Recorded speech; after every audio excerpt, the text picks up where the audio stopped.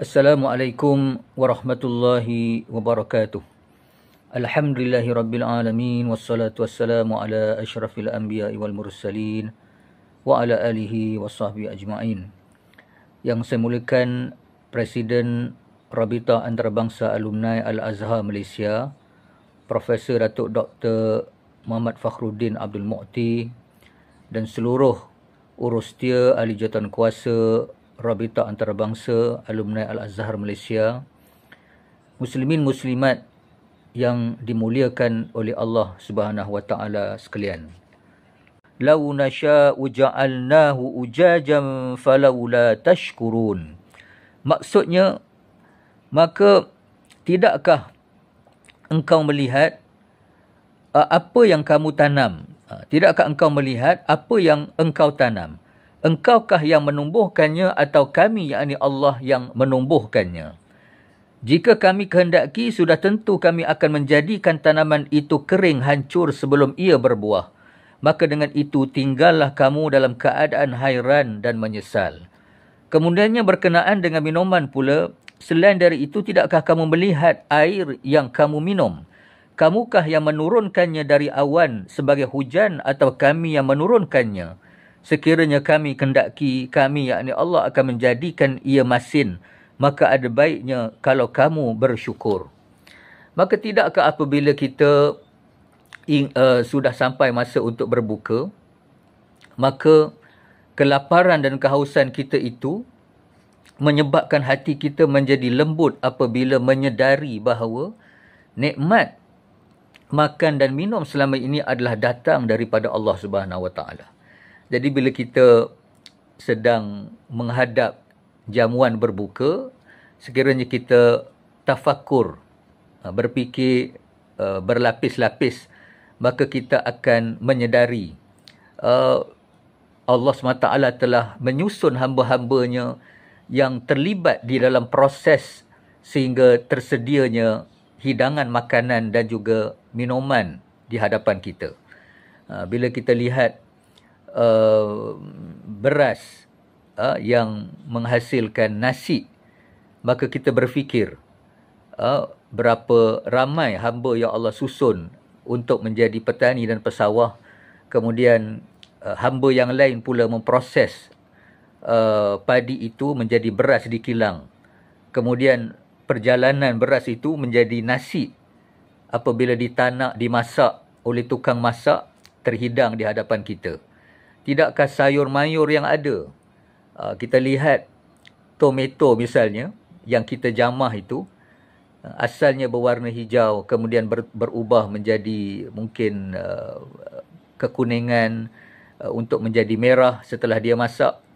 Jadi, siapakah yang mengubahnya daripada warna hijau bertukar menjadi merah? Dan merah tadi, apabila dia berubah menjadi merah, ke manakah pergi menghilangnya warna hijau? Jadi kita lihat ya, juga lauk pauk dan juga ikan, berapa ramai hamba yang Allah susun menjadi nelayan yang menggadai nyawa. Kemudian daripada hasil tangkapan itu sampai kepada peraih. Kemudian daripada peraih sampai ke pasar, daripada pasar sampai ke dapur. Jadi ya kari dan juga bahan-bahan yang menghasilkan kuah dan juga gulai itu ya, lada hitamnya, buah pelaganya yang datang jauh, mungkin dari benua India sampai ke depan kita di dalam pinggan itu. Jadi kalau kita merenung itu, betapa Allah lah yang menjadi watak utama di dalam menyusun rezeki itu sampai ke di hadapan kita. Begitu juga air yang ada, yang kita seronok kita minum sebagai air katira, air cendolnya, soyanya, tebunya.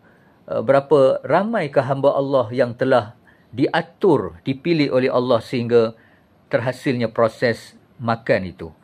Dengan sebab itulah berkaitan dengan menjelangnya Hari Raya Aidilfitri, maka di sana terdapat beberapa penjelasan dan juga perbincangan mengenai maksud Aidilfitri itu. Maka ada dua sisi pandang yang cuba menjelaskan mengenai maksud Aidilfitri itu. Yang pertama, apabila Aidilfitri itu diungkapkan sebagai Aidilfitri. Jadi Al-Fitru itu, satu pandangan melihat bahawa Aidilfitri itu, Al-Fitru itu bermakna menjamah makanan. Maka dari erti Aidilfitri itu, ianya selaras dengan maksud hari raya puasa. Maksud hari raya puasa ialah setelah kita berpuasa selama sebulan, maka hari raya Aidilfitri itu bermakna kita tidak lagi dibenarkan untuk berpuasa. Sebaliknya kita dituntut untuk menjamah makanan.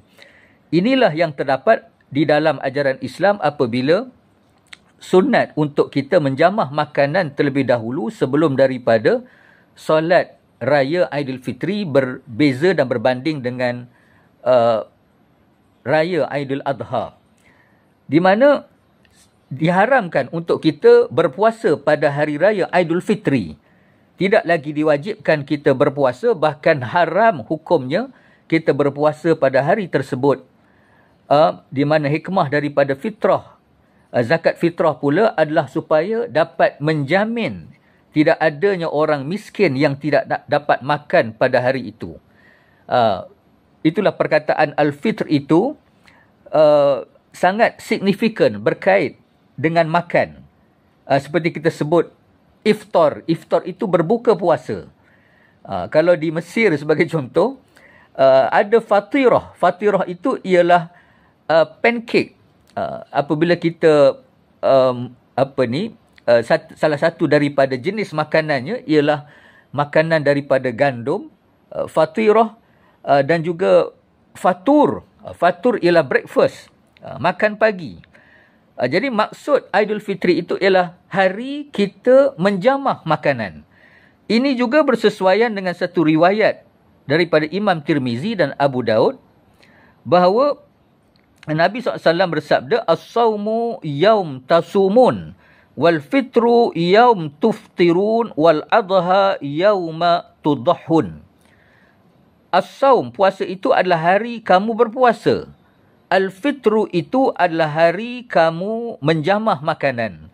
Al-adha pula adalah hari engkau menyembelih korban.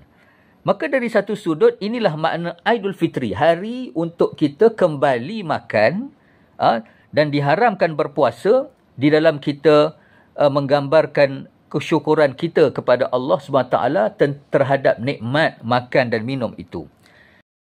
Satu lagi tanggungan makna kepada perkataan Aidilfitr adalah merujuk kepada fitrah. Aidilfitri bermakna kepulangan seseorang kepada fitrah asalnya yang suci. Sebagaimana sabda Nabi SAW, "Ma min mauludin yuladu illa 'alal fitrah." Yang bermaksud, tidaklah seorang bayi yang lahir itu melainkan ia lahir di atas fitrah, yakni jiwa yang suci bersih, naluri bertuhan dan beragama. Kecenderungan seseorang yang baru lahir itu adalah memihak cenderung kepada naluri bertuhan. Fa'aqim wajhaka lid-dini hanifa fitratallahi allati fataran nasa 'alaiha la tabdila li khalqillah. Surah Ar-Rum ayat 30. Sesuai dengan maksud hari raya Aidilfitri itu, apabila setelah kita berjaya menunaikan puasa dalam tempoh sebulan dan kita telah melalui 10 malam terakhir bulan Ramadan, sebagaimana juga sebulan Ramadan yang berlalu itu, sebagaimana Nabi SAW menyatakan, "Khaba wa khasir man adraka Ramadan walam yughfar lah."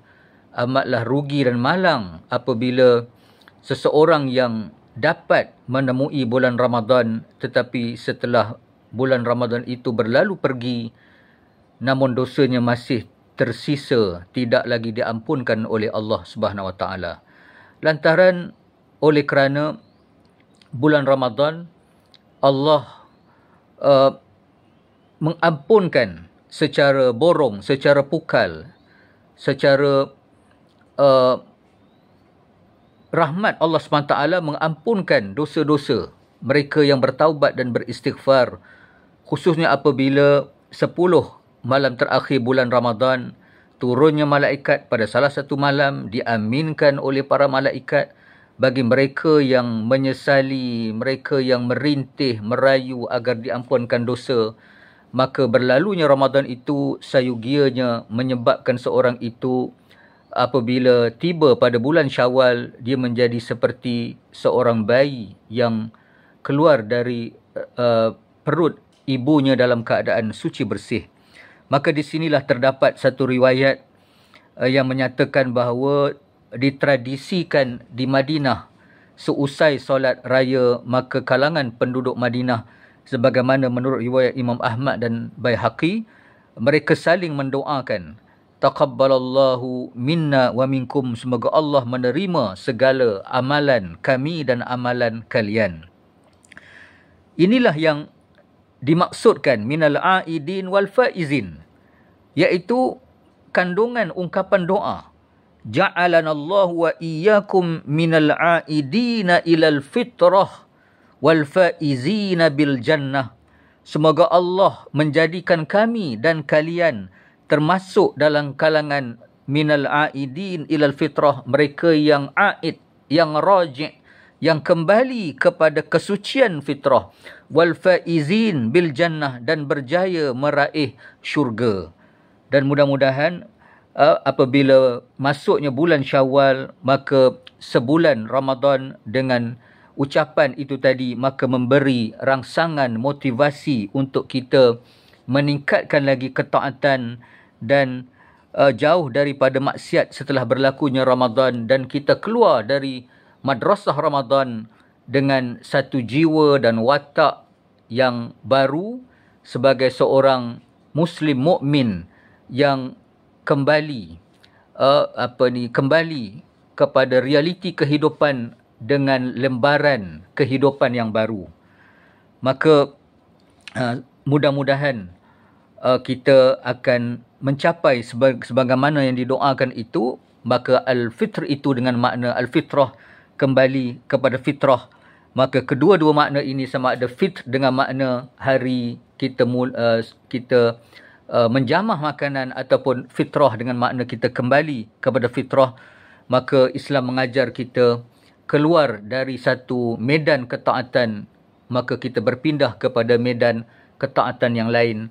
Sebagaimana dari segi hukum fiqh, miqat zamani, sempadan bermulanya untuk kita mula berniat menunaikan fardu haji ialah pada 1 Syawal, sebagai menandakan bahawa tidak putus-putus kita sebagai hamba Allah, menjadi tugas kewajipan kita sebagai hamba yang mengabdikan diri kepada Allah SWT sepanjang kehidupan kita, sehinggalah kita hatta ya'tiyakal yaqin, sehinggalah kita nanti akan bertemu dengan Allah pada satu hari nanti. Sekian saja tazkirah ringkas daripada saya. Mudah-mudahan kita mencapai sebagaimana doa itu tadi. Taqabbalallahu minna wa minkum minal aidin wal faizin. Sekian saja. Aqulu qawli hadza wa astaghfirullahal azim li wa lakum. Wassalamualaikum warahmatullahi wabarakatuh.